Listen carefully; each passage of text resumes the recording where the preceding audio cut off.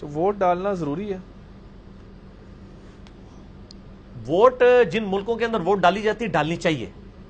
قرآن میں حکم ہے نا وَتَعَاوَنُوا عَلَى الْبِرِّ وَالتَّقْوَى وَلَا تَعَاوَنُوا عَلَى الْإِثْمِ وَالْعُدْوَانِ. نیکی پرہیزگاری کے کاموں میں دوسرے کی مدد کرو اور برائی میں الگ رہو. تو جب بعد میں ہم نے حکمرانوں کا رونا ہے، ہم کم از کم اپنا پروٹیسٹ تو ریکارڈ کرائیں نا کہ یہ ان میں سے بہتر ہے. وہ کہتے ہیں نہیں سارے ایک جیسے ہیں. تو سر آپ خود کیا ہیں؟ آپ عمر بن عبدالعزیز ہیں کہ آپ کا حکمران عمر بن عبدالعزیز آ جائے گا؟ آپ بھی تو وہی کچھ ہے نا. آپ نے انہی میں تلاش کرنا نا. وہی آپ کی وہ جو جماعت ہے کسی زمانے میں کہتی تھی جمہوریت کفر ہے، اب ان کو کسی نے طوطے نے پٹی پڑھا دی کہ نہیں آپ بھی جماعت بنا لو، اب وہ کفر اسلام بن گیا. تو اس لیے ہم کہتے ہیں ان علماء کے بارے میں ہماری زبان نہ کھلوایا کریں یار. ان لوگوں کا تو دین بدل جاتا ہے وقت کے ساتھ. دین ڈیپینڈنٹ ہوتا ہے یعنی چندوں کے اوپر. ایک چیز کو کفر کہہ دیں گے پھر وہ اسلام کہہ دیں گے. کبھی جمہوریت کفر ہو جائے گی، کبھی جمہوریت اسلام ہو جائے گی. میرا موقف تو یہ ہے کہ میں ڈیموکریسی کو خلافت راشدہ کی ماڈرن فارم سمجھتا ہوں، جس میں قرآن و سنت کے دائرے کے اندر قوانین طے کیے جائیں. جو قرارداد مقاصد میں بھی مولانا مودودی نے فرمایا تھا نا، آج اسلامک اسٹیٹ نے کلمہ پڑھ لیا ہے قرارداد مقاصد. ایک میرا یوٹیوب پہ کلپ ہے ڈاکٹر اسرار ورسز غامدی، وہ لاکھوں لوگ دیکھ چکے ہیں ماشاءاللہ. وہ آپ دیکھیں، اس میں نے اسلامک ڈیموکریسی اور کیا مطلب اس حوالے سے ایک عام آدمی کیا کرے.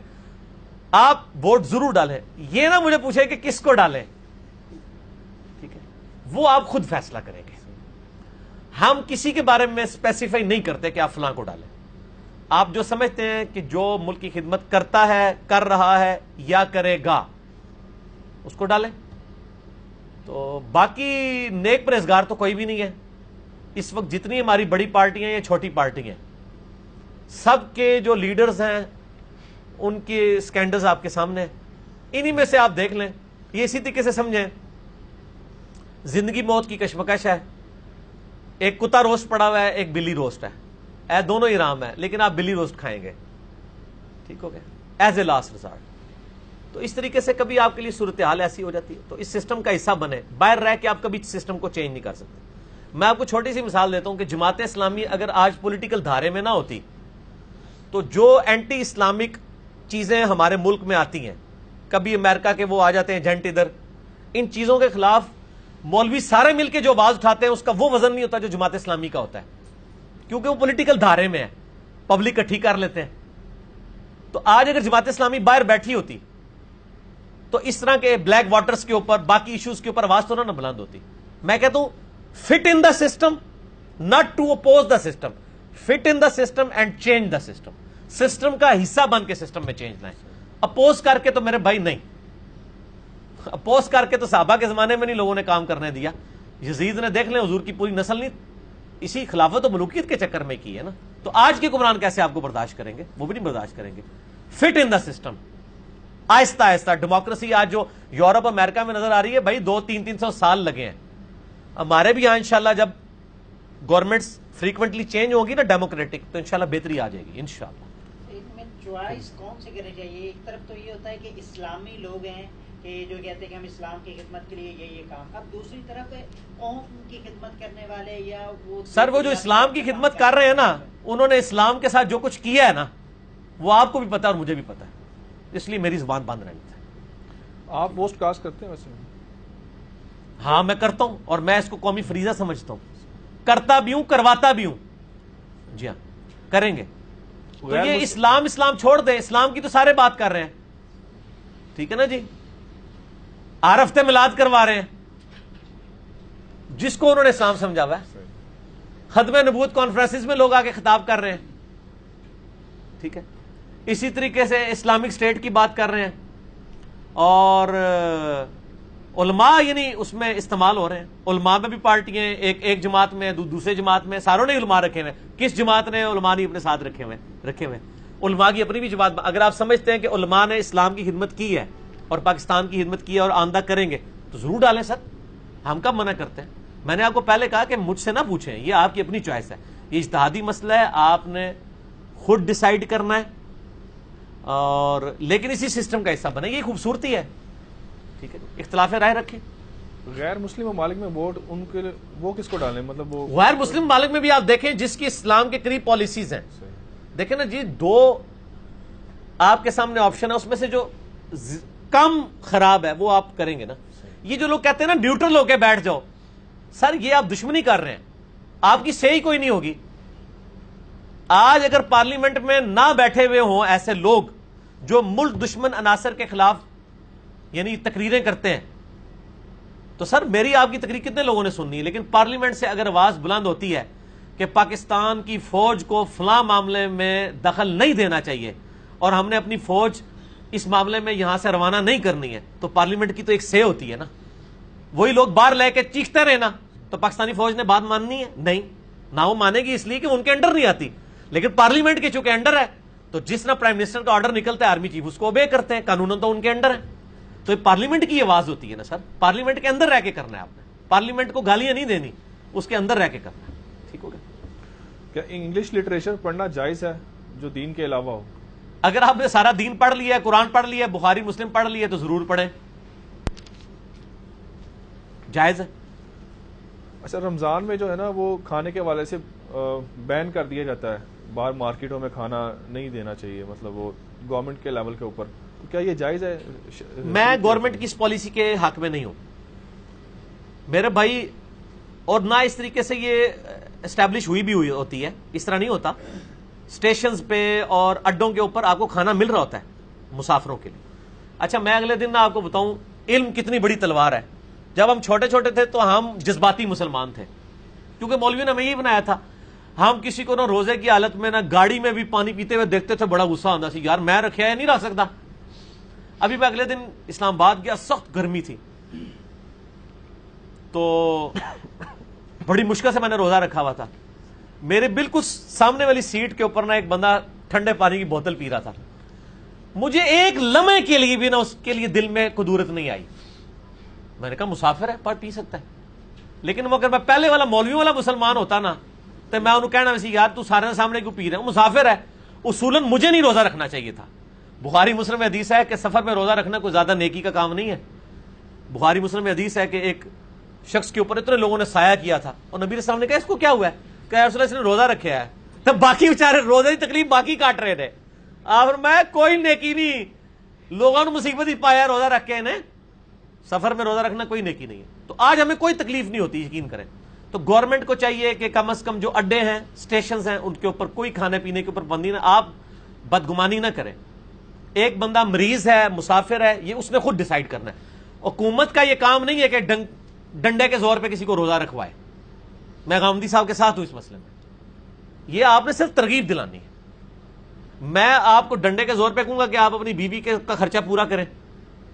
وہ آپ کی بیوی ہے، اگر آپ کے ساتھ نہیں کر رہے، وہ نہیں رہنا چاہتی، آئے خلا کے لیے اپلائی کرے. لیکن اگر آپ کے ساتھ انہی حالات میں رہ رہی ہے، آپ کا اور اللہ کا معاملہ ہے، اللہ تعالیٰ جانے. اور میں آپ کو صرف ترغیب دلاؤں گا. نماز کے لیے بھی سیم ہوگا. نماز کے لیے بھی یہی ہے. مار کے تو نماز نہیں پڑھوائی جا سکتی. کیوں پڑھوائیں گے آپ نماز؟ ترغیب دلائیں. باقی اس میں کچھ باریکیاں ہیں. زکوٰۃ تو میرے بھائی حقوق العباد ہے نا، وہ تو حکومت نے اسٹیبلش کرنا ہے. زکوٰۃ اور نماز کو کمپیئر نہ کریں، وہ ایک انڈیویجول کا فعل ہے. زکوٰۃ جو ہے وہ اللہ کا حق ہے اس کے مال میں، اور اس سے حکومتی نظام چلنا ہے. زکوٰۃ از آفیشل ٹیکس آف اسلام. اس کے بغیر تو آپ معاملات نہیں چلا سکتے. تو ٹیکس نہیں دیں گے تو سر کیوں آپ کو پھر گاڑی، آپ جو ہے وہ سڑک پہ چلنے کا ٹیکس نہ دیں تو اس سڑک پہ پھر آپ گاڑی نہیں چلائیں گے. آپ اپنی واہ میں گاڑی اٹھائیں، سڑک پہ نہیں آپ کو چلانے دیں گے. تو جو لوگ ٹیکس دے رہے ہیں اور وہ زکوٰۃ کی نیت نہیں ہے، زکوٰۃ وہ اپنی الگ نکالتے ہیں. نہیں الگ ہی دیں زکوٰۃ. سر میرا زکوٰۃ والا 95 بھی دیکھ لیں ٹوٹل ہے نا. غامدی صاحب پاس ٹور پہ وہ غامدی صاحب نے ایک اور مسئلہ بھی دسیا ہے.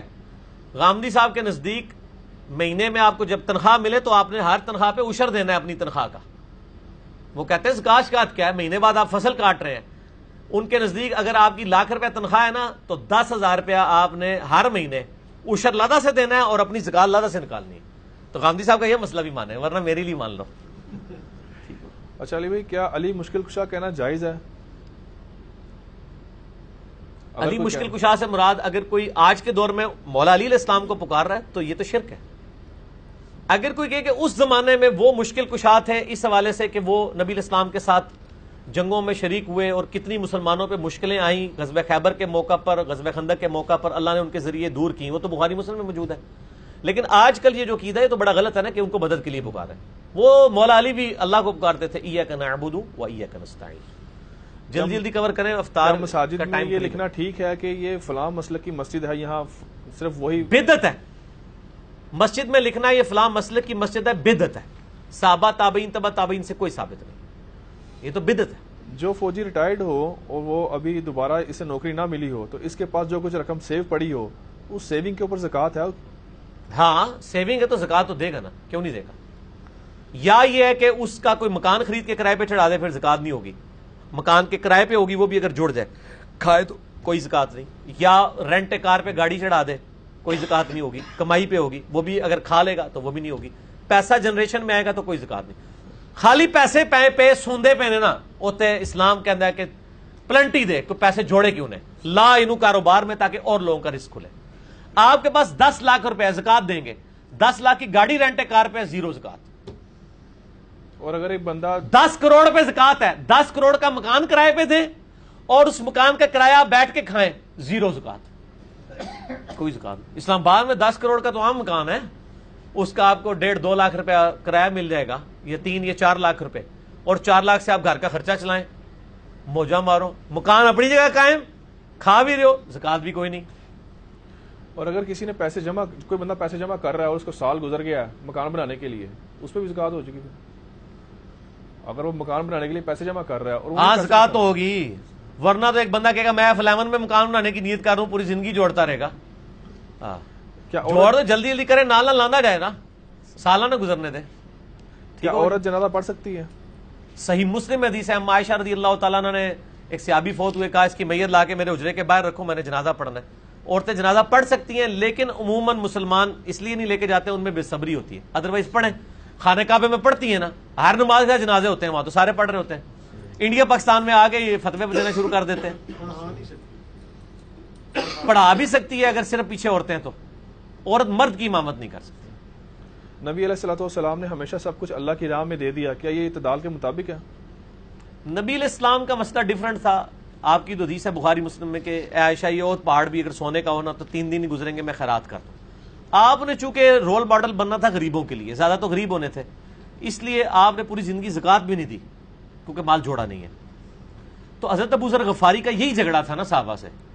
وہ کہتے تھے کہ عام بندوں کے لیے یہ مسئلہ ہے, صحابہ کو مال نہیں جوڑنا چاہیے. اسی وجہ سے حضرت معاویہ سے بھی لڑتے تھے, وہاں سے لڑ کے ادھر آگے, حضرت عثمان نے ان کو شہر بدر کر دیا, مولا علی ان کو چھوڑنے کے لیے آئے شہر کے کنارے تک. مولا علی نے پوری زندگی زکوٰۃ نہیں دی ہے, وہ بھی اس طرح ایک فقر کی زندگی گزاری ہے. لیکن یہ ہے فتویٰ, تقویٰ. فتویٰ یہ ہے کہ مال آپ جوڑ سکتے ہیں, زکوٰۃ دیں تو پاک ہے. ہو گئے مکمل. میں نے افطار کا وقت بھی قریب ہے انشاءاللہ. باقی کوئی سوال ہوئے تو وہ اگلی مجلس نمبر 14 میں کر لیں گے. آج مجلس نمبر 13 کافی لمبی ہو گئی ہے. اللہ تعالیٰ سے دعا ہے جو حق بات میں نے کہی اللہ تعالیٰ ہمارے دلوں میں راسخ فرمائے. اگر جذبات میں میرے منہ سے کوئی غلط بات نکل گئی تو اللہ تعالیٰ ہمارے دلوں سے معاف کر دے. ہمیں کتاب و سنت کی تعلیمات پر عمل کر کے دوسرے بھائیوں تک پہنچانے کی توفیق عطا فرمائے. ابھی سب کے لیے انشاءاللہ افطار کا انتظام ہے, بہترین انشاءاللہ افطار کر کے جائیے گا, اور کھانے کا بھی اہتمام ہے. سبحانک اللہم وبحمدک, اشہد ان لا الہ الا انت, استغفرک واتوب الیک, وما علینا الا البلاغ المبین. جزاکم اللہ خیرا.